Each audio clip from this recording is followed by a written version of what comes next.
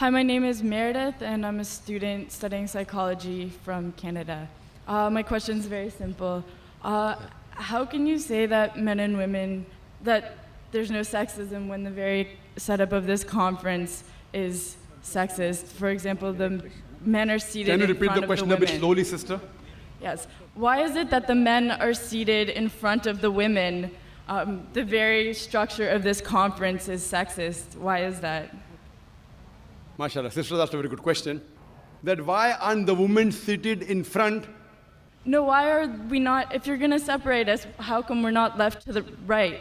Correct. Why is one in front sister, of the that's a very other? good question. That why are the women, if you believe in equal, why not left and right? Why not? It's a very good question, sister. Because the Quran says in Surah Nur, chapter number 24, verse number 30, say to the believing man that he should lower his gaze and guard his modesty. Whenever a man looks at a woman, any brazen thought comes in his mind, he should lower his gaze. Now, if the women are sitting on my right, I will only have to speak looking on the left. You know, because I cannot look at them. Yeah, I can look at everyone. Sister, I cannot see your face also from here. You may look at my direction. If you want to see me close, you can see on the screen there, no problem. But for me, the Quran says, the moment I look at a woman, I should lower my gaze. Unless she's my wife, or she's my mother, she's my daughter. And if someone says that someone looks at a woman and nothing happens to him, then he requires a psychiatrist. So if you were here, I would talk to you like that. So you'll tell me, what an ill-mannered man is this? You know, showing me his back. Now my gaze is there. Knowing the microphone, I cannot see you. I can just see, okay, just a little bit here and there. So I'm maintaining my hijab. Now when we have lady speakers speaking, only ladies, front row, no problem. So what happens? Because it's a gent speaking, there are occasions, some occasions, then we have to keep a partition, and we can do that. And we have done that. But there's such a vast gathering, so many cameras, it will obstruct. So that's the reason, but in no way are we trying to say that the women are inferior. That's the reason we have got a screen close to you, mashallah, especially for sisters who are sitting a bit more behind, so you can get the view.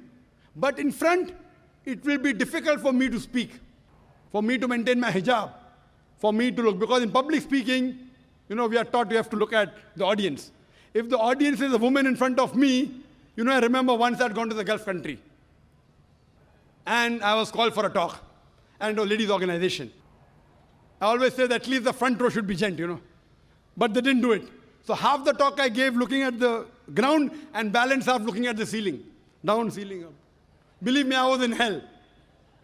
Not because I was in company of ladies. I was in hell because half my lecture I gave looking at the ground and half my lecture looking at the ceiling. I had to maintain my hijab. Here I can talk to the person, I can look at him, I can stare at him. If he's sleeping, I stare at him, he stops sleeping, you know. The public speaking. But with the ladies, therefore, it is for maintaining the hijab.